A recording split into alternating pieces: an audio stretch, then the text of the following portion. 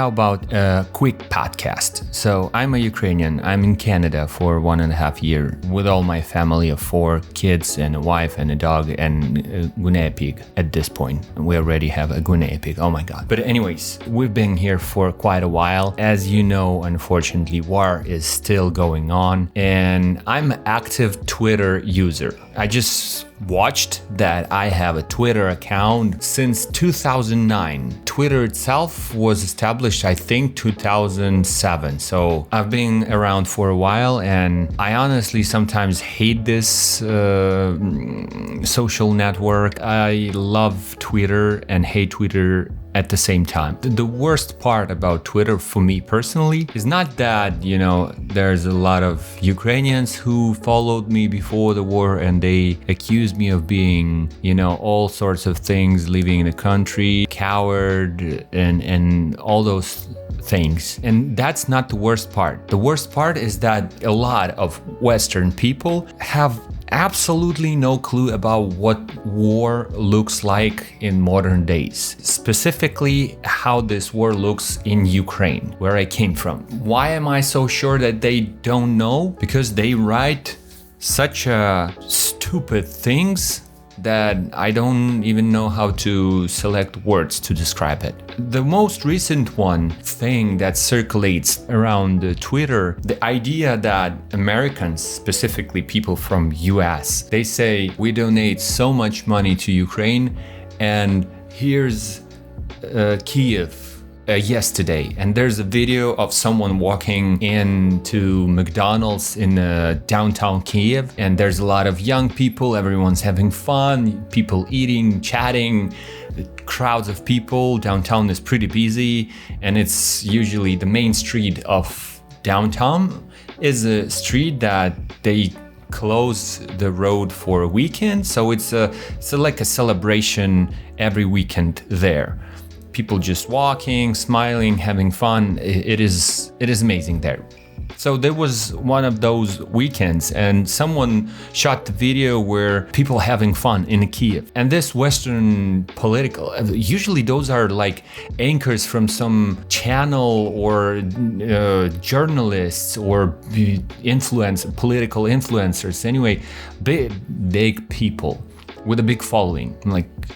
It could be a small person, but with big following. That's the worst part about social media. We donate so much money just for Ukrainians to have fun and live their best summer in the middle of the war. I've been doing content for internet since 2011. It takes you a little time to start getting haters and hate. If you do that for such a long time, you're getting used to haters. You grow skin, The more you do that, the less they have chance to go through this like a shield of I don't care. You can say that this hater doesn't bother you, but deep inside you would feel offended or you feel bad. I've learned to grow a thick skin to the point that I don't feel any bad thing about reading haters' comments towards myself and what I do and what I say. But sometimes something happens either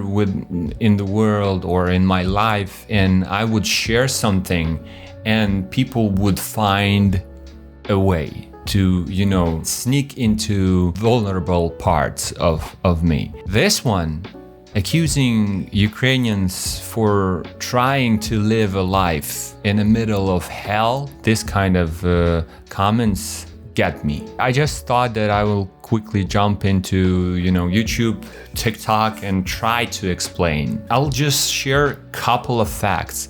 First of all, Kiev and pretty much most part of Ukraine is pretty far from the front line. So war with bullets, tanks, and everything like that kind of action is pretty far from most big cities in Ukraine. Unfortunately, not all. A lot of cities at this point does not exist. There used to be people living there. They moved to different cities and different countries, and they are trying to live life They're trying to live their life, which includes trying to have fun as well. Because if you live depressed and you live not trying to have fun, the whole country will be like a lot of mental health issues.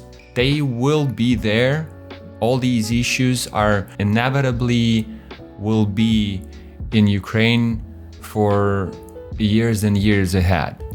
Because war, there's no like magic in this regards. Like war damages people's minds.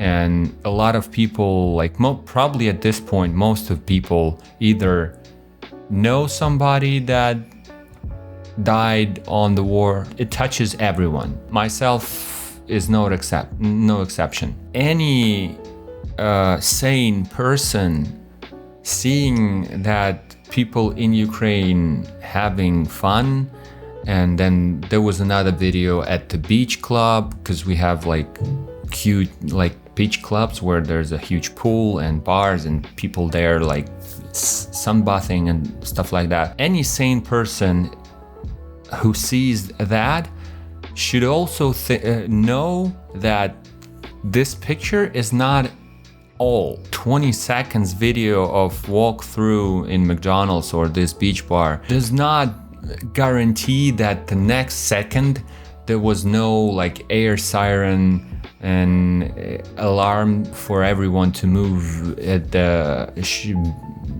bunkers and shelters. Probably that's what happened there. I would just probably end with this, like if you see videos of people having fun in Ukraine, first, it's pretty far from the front line. Probably it's ridiculous to say that, but the worst thing that can happen is either a rocket or a drone will hit the building and they will be killed. That's the reality of people living far from front line. And I'm not mentioning what happens, what is happening at the front line. It is just too disturbing to even think about it, unfortunately. But it's happening right now. The fact that people are trying to continue their life, they're trying to work, they're trying to make sure that economy would not collapse, even though it's barely breathing. Any sane person should be happy about it. That's my point. If you think that any kind of donations from worldwide countries are spent to these beach clubs, this is stupid idea. The reason why people can have fun and can continue their lives in these kind of circumstances is because countries like United States specifically donate so much money. Thank you for listening.